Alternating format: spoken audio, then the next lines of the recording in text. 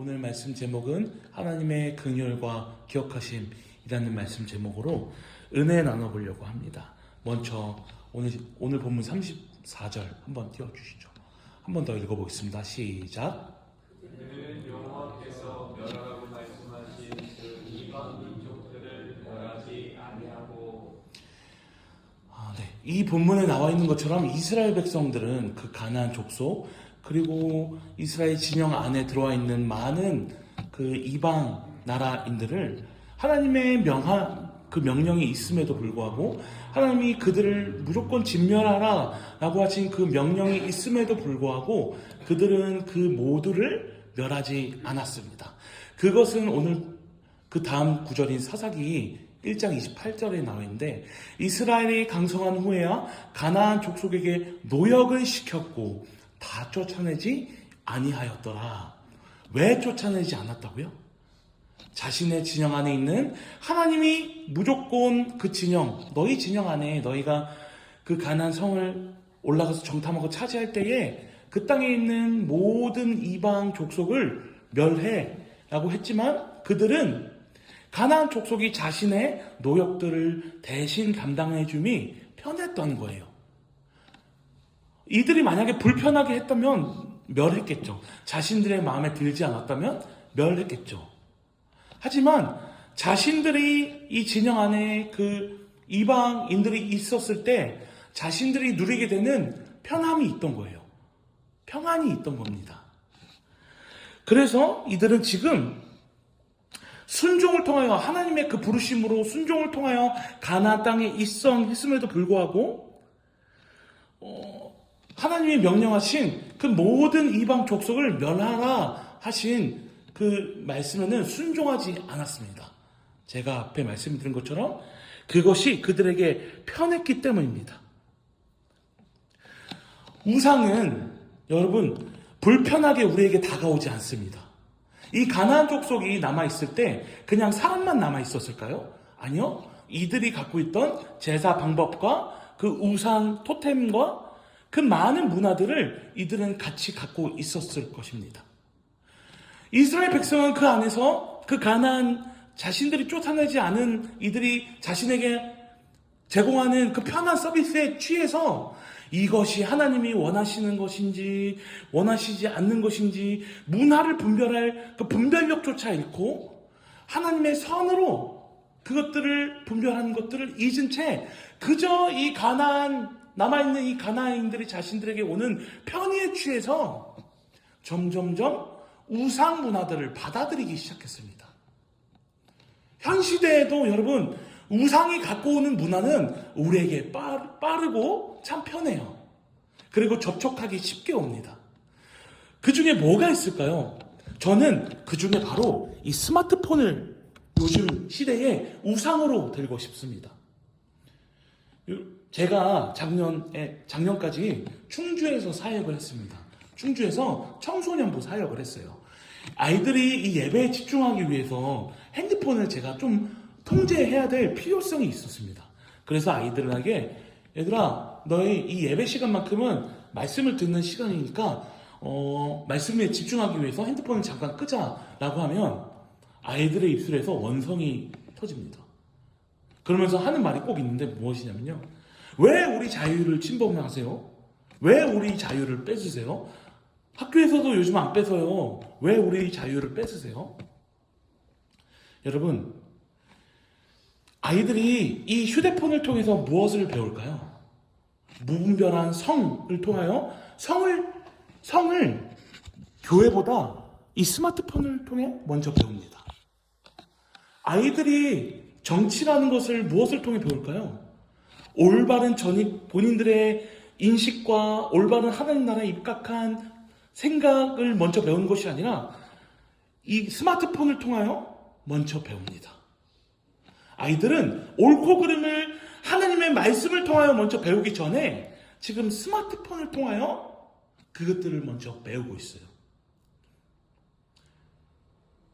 이것을 통제하는 것은 과연 제가 이들의 자유를 침범하는 것일까요? 아니요. 분명한 옳은 기준이라는 안전한 울타리가 쳐져 있는 상태에서 누려야 그것이 안전한 것입니다. 이스라엘 백성은 계속해서 이 광야를 통해서 무엇을 배웠냐?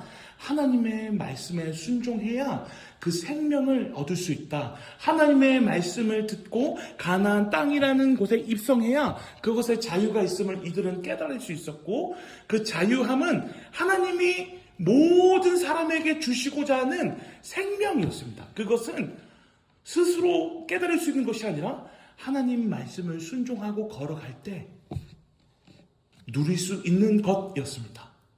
근데 어느덧 이 가나안 족속이 들어와서 자신들이 그것들을 잘라내지 않고 들어와서 접한 그 문화들, 우상 문화들, 저들이 절하는 저 바알 신에 절하고 저들이 먹는 그 제사 음식을 무분별하게 섭취하고, 그것도 모자라서 그 바알 신에 무릎 꿇으면서 제사를 드리는, 이것이 지금 이스라엘 백성의 신앙 상태입니다.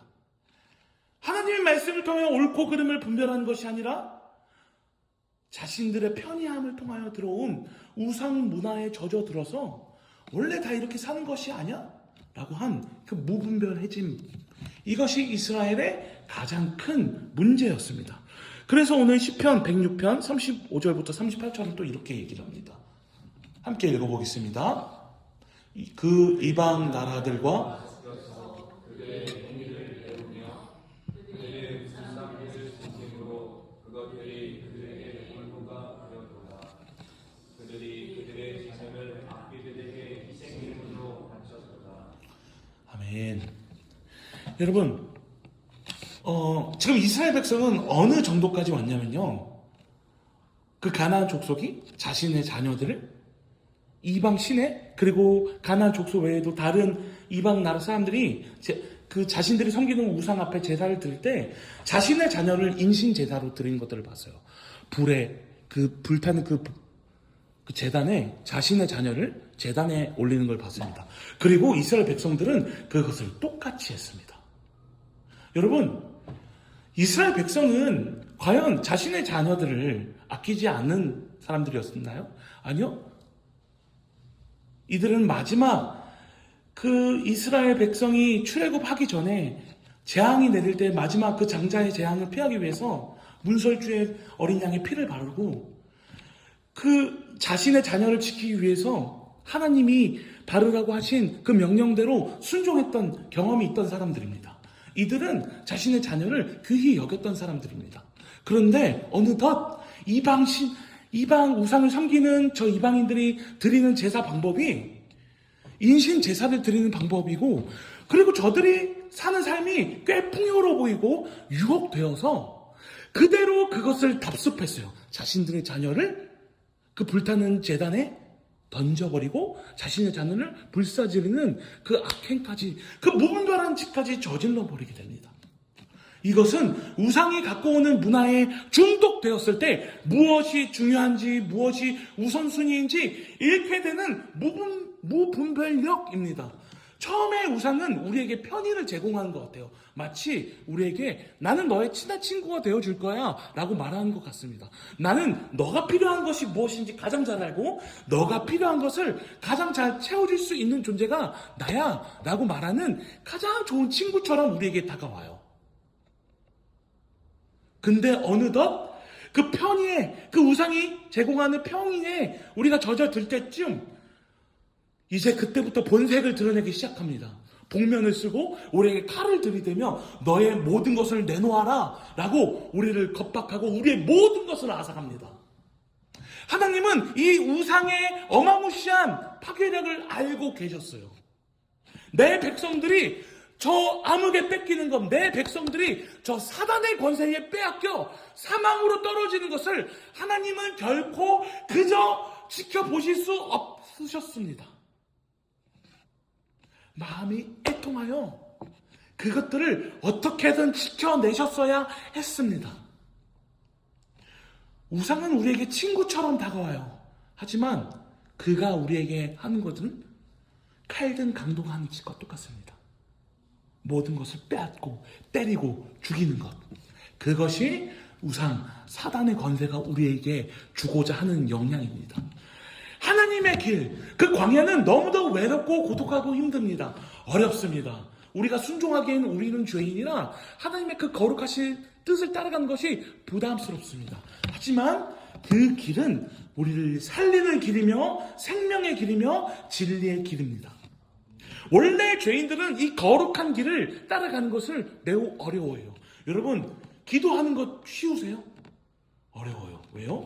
우리는 죄인이기 때문입니다. 기도는 거룩한 것이에요. 기도가 어려운 이유는 우리는 죄인이어서입니다.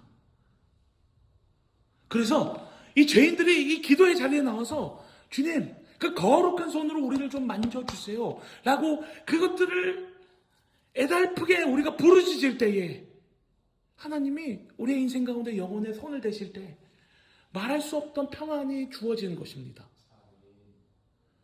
우리의 목소리가 커서가 아니라 우리 부르짖음을 들으시는 하나님께서 우리의 영혼의 손을 대시사 그분의 거룩이 우리에게 침투하여 말할 수 없는 평안이 우리에게 미치는 것입니다. 하나님이 주시고자 하는 것은 생명입니다. 하지만 하나님은 이들을 생명으로 건져내시기 위하여 계속해서 부르셨습니다. 근데 이들은 그 응답에 바로 들었나요? 아멘. 하나님, 저 이제 하나님 마음을 알겠습니다. 제가 그 생명으로 나아가겠습니다라고 단번에 그것을 알아듣고 나갔나요? 아니요. 오늘 사사기 2장 16절부터 17절은 이렇게 얘기를 합니다. 함께 읽어보겠습니다. 시작. 여호와께서 사사들을 세우사 노략자에 대해서 그들을 구원하게 하셨으나 그들이 그 사사들에게도 순종하지 아니하고 오히려 다른 신들을 따라가 음행하며 그들에게 전하고 여호와의 명령을 순종하던 그들의 조상들이 행하던 길에서 속히 치우쳐 떠나서 그와 같이 하지 아니하였더라. 여러분, 이 본문만 읽어도 마음이 먹먹하지 않으세요? 마음이 먹먹하지 않으신가요? 하나님이 사사를 세우신 목적은 그 사사를 통하여 그 사사의 입술에 주님의 말씀, 하나님의 말씀을 넣어 전달하게 하시고, 그리고 어떻게 보면 군사적으로도 그 하나님의 명령을 따라 그 이방 나라들을 그들을 위협하는 이방 나라들로부터 보호하시며, 하나님의 구원 계획은 그 사사를 통하여 전달되고 그 사사를 세우시면 이들을 끝까지 구원하시기 위한 하나님의 의지였습니다. 수차례 바뀝니다, 이 사사가. 그럼에도 그들이 이때쯤이면 말을 들을 때가 됐는데 말을 듣던가요? 아니요. 하나님이 끝까지 마지막 사사를 보내실 때까지 이들은 듣지 않습니다. 잘못된 것에 중독된 사람은 고치기 어려워요. 제가 깨달은 것 중에 하나가, 술에 완전 빠지신 분들을 어떤 구조적인 방법으로, 어떤 복지적인 방법이나 물리적인 방법으로 돕고 이분을 그 중독에서 벗어나게 하는 것이 상당히 어렵다는 것을 저는 깨달았습니다. 왜냐면은 이 중독이라는 것은요, 어떻게든 그것을 먹고 그것을 갖기 위해 맹렬히 돌진하는 마음의 자세가 되어 있어요. 술이라고 하면 그 앞에서는 먹지 않겠다, 다시는 먹지 않겠다 하지만 돌아서면 다시 그 편의점으로 향하여 그 손에 그 소주를 들고 기뻐하는 그 웃음을 보면서 마음이 몇 번씩 무너지는 경험을 해봤기 때문입니다. 여러분, 그 마음이 제 안에 발견되고 그 모습을 봤을 때 제 마음이 어떤지 아세요? 무너집니다. 한 번이라도 사람의 그 변화에 희망을 걸어본 사람은 아실 거예요. 이렇게 하면 변하겠지? 이렇게 하면 이 사람 변하겠지? 이렇게 해볼까? 내가 좀 사랑을 안 해줘서 그런가? 내가 뭔가 부족한가? 라는 그 몇 번의 어떤 소망을, 변하기를 갈망하는 그 소망을 사람에게 품어본 사람은 그것이 물거품이었구나를 경험할 때 얼마나 무너진가를 아실 겁니다. 하나님은, 그렇다면 우리는 또 이렇게 생각할 수 있어요. 하나님은 우리가 생각했을 때 감정이 없으신 분이니까 우리가 봤을 때 그렇게 그냥 강하신 분이니까 이것들을 그냥 무던하게 받아들이실 수 있지 않았을까? 아니요. 오늘 예레미야서 31장 20절 한번 같이 읽어보겠습니다. 시작. 베드로는 나의 사랑하는 아들 기뻐하는 자식이 아니냐. 내가 그를 책망하여 말할 때마다 깊이 생각하노라. 그러므로 그를 위하여 내 창자가 들끓으니 내가 반드시 그를 불쌍히 여기리라. 여호와의 말씀입니다. 아멘. 여기서 나오는 에브라임은 지금 북왕국 이스라엘을 얘기하고 있습니다. 북왕국은 끊임없이 그 왕이 바뀔 때마다 우상을 섬겨요. 여로보암의 죄부터 계속해서 그것들을 지속적으로 반복하는 그 자신의 자녀들의 그 죄악을 보면서 지금 내 창자가 들끓었다라고 표현합니다. 창자가 들끓었다는 것은 어떤 표현이냐? 이 창자가 끊어지는 고통을 얘기합니다. 저는 그런 고통을 아직 느끼진 않았지만 제가 최근에 허리가 한번 엄청 아팠던 경험이 있어요. 진짜 이 자리에서 움직이질 못하겠더라고요. 숨이 헉헉 막히는데 이 자세로 몇 분이 있었는지 정말 그 숨이 안 쉬어지는 고통이 저에게 있었습니다. 근데 이 창자가 끊어지는 고통은 어떤 고통일까요, 여러분? 숨이 멎는 고통이었을 거예요. 지금 이 본문은요, 하나님이 직접 말씀하시는 본문입니다.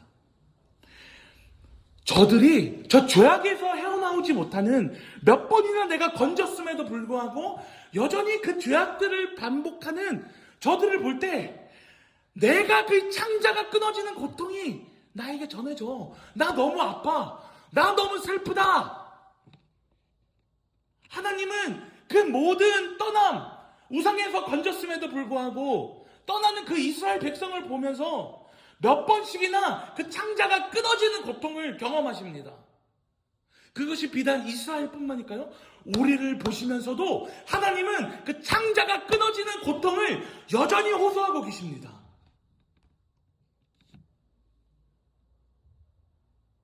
내가 너희에게 복음을 말함에도 불구하고 내가 여전히 너희에게 십자가를 명확히 밝히 드러내는데도 불구하고 너희는 여전히 너희를 속이고 빼앗고 짓밟는 그 우상에 취해 있구나. 내 창자가 끊어지는 고통이 여전히 내 마음에 울려 퍼진다 라고 하나님은 여전히 이 시대 가운데에도 자신의 고통을 호소하고 계십니다.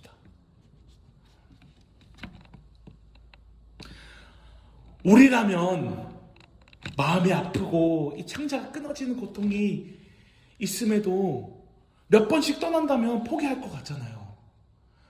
저대로 살게 냅두세요. 하나님은 그렇게 하지 않으셨습니다. 오늘 본문 44절부터 46절 함께 한번 읽어보겠습니다. 시작. 그러나 여호와께서 그들의 부르짖음을 들으실 때에 그들의 고통을 돌아보시며 그들을 위하여 그의 언약을 기억하시고 그 크신 인자하심을 따라 그들의 뜻을 돌이키사 그들을 사로잡은 모든 자에게서 긍휼히 여김을 받게 하셨다. 아멘.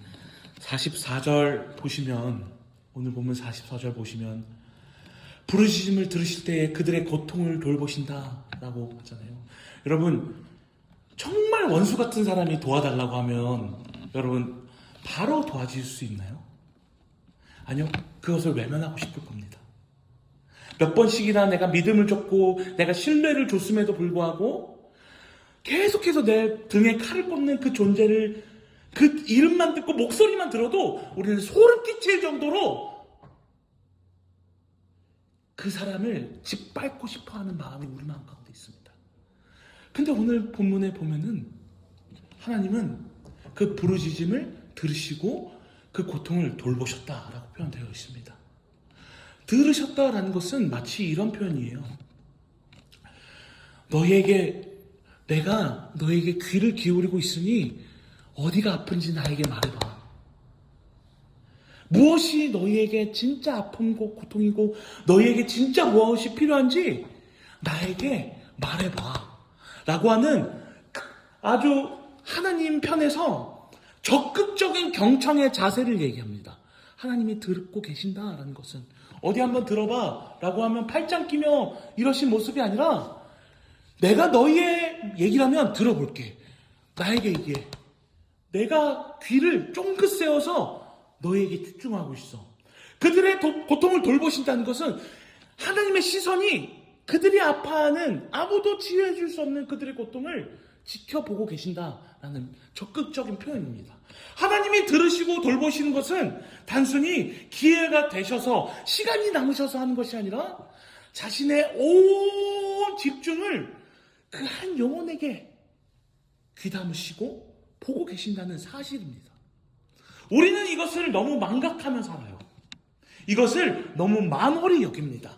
이스라엘 백성도 이것을 만홀히 여겼습니다. 우리가 부르짖을 때 하나님 들어주시니까, 우리가 부르짖을 때 당연히 우리 들어주시니까 이 문제 또 해결해 주시겠지.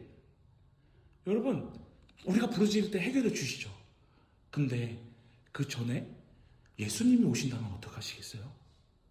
우리가 그것들은 잊고 있지 않습니까? 예수님은 곧 오신다고 했잖아요. 이 설교가 끝나고 이 설교 중에 오셔도 이상한 게 아니에요. 왜요? 예수님은 곧 오신다고 얘기하셨습니다. 우리에게 시간이 많지 않습니다. 하나님은 예수님이 오시기 전까지 우리가 부르짖으면 들어주실 거예요. 근데 언제 오실 줄 알고요? 하나님이 그들을 구원해 주신 것은 그들의 부르짖음을 하나님이 긍정적으로 아주 적극적으로 들어주셨음에 있습니다. 그들이 살 수 있는 방법, 그들이 그 어려움에서 구원받을 수 있었던 방법은 하나님이 그들의 고통에 적극적으로 귀 기울이심에 있었습니다. 그리고 두 번째는 무엇이냐? 45절에 나와 있듯 함께 읽어보겠습니다. 그들을 위하여 그들의 언약을 기억하시고. 아멘. 하나님이 자신이 이스라엘에게 하신 그 약속을 하나님이 기억하셨습니다. 아브라함을 통하여, 내 자손을 통하여 모든 민족이 복을 받게 할 거야. 야곱을 통하여 약속하신 것, 다윗을 통하여 내 왕조에서 날 씨가 모든 세상을 구원할 첫 씨가 될 것이야. 다윗의 왕국에서 난 그 씨가 누구시죠? 예수 그리스도. 아브라함을 통하여 약속하신 그 약속의 열매가 누구시죠? 예수 그리스도. 하나님은 그 아브라함과 이스라엘 그 모든 조상에게 약속하신 본인의 구원의 약속을 기억하고 계셨습니다. 그리고 그 약속을 철저히 이행하셨습니다. 하나님을 우리가 신뢰하며 믿고 어렵지만 이 광야 같은 세상 속에서 그분의 말씀을 따라 살 수 있는 이유는 그분이 약속하신 말씀에 신실하신 분이기 때문입니다. 그분은 한 번도 그분의 말씀을 어기신 적이 없는 분이시기 때문입니다.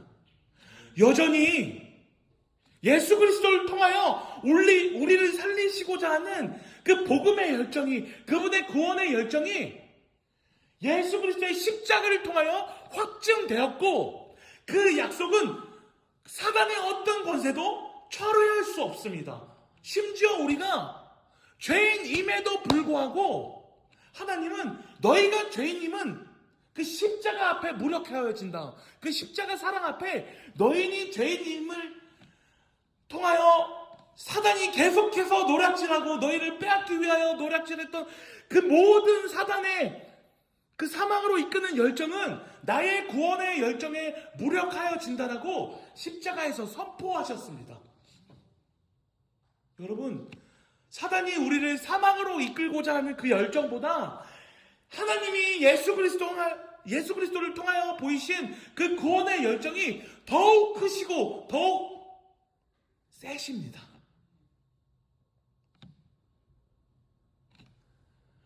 우리가 이 광야 같은 세상 속에서 우리가 여전히 유혹받고 여전히 미혹받지만, 비틀비틀거리지만 우리가 여전히 이 예배당 가운데 나오고 이 말씀이 들리고 어렴풋이 그 기도하는 자리에서 하나님의 음성이 희미하게나마 들리는 이유는 여전히 하나님이 우리의 부르짖음을 들으시고 여전히 그분이 그 십자가를 통하여 우리에게 하신 그 구원의 언약이 신실하게 이행되고 있기 때문입니다.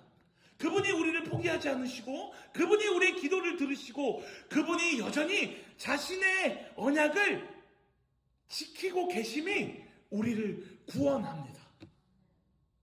우리의 노력도 아니고 우리의 헌신도 아니고 우리의 어떠한 사역의 양도 아니고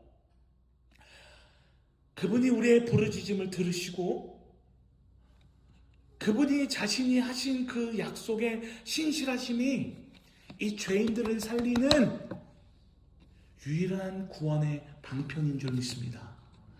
사랑하는 한마음교회 성도 여러분, 그분이 우리의 부르짖음을 들으신다는 그 사실을 믿으시고 마음껏 부르짖으십시오.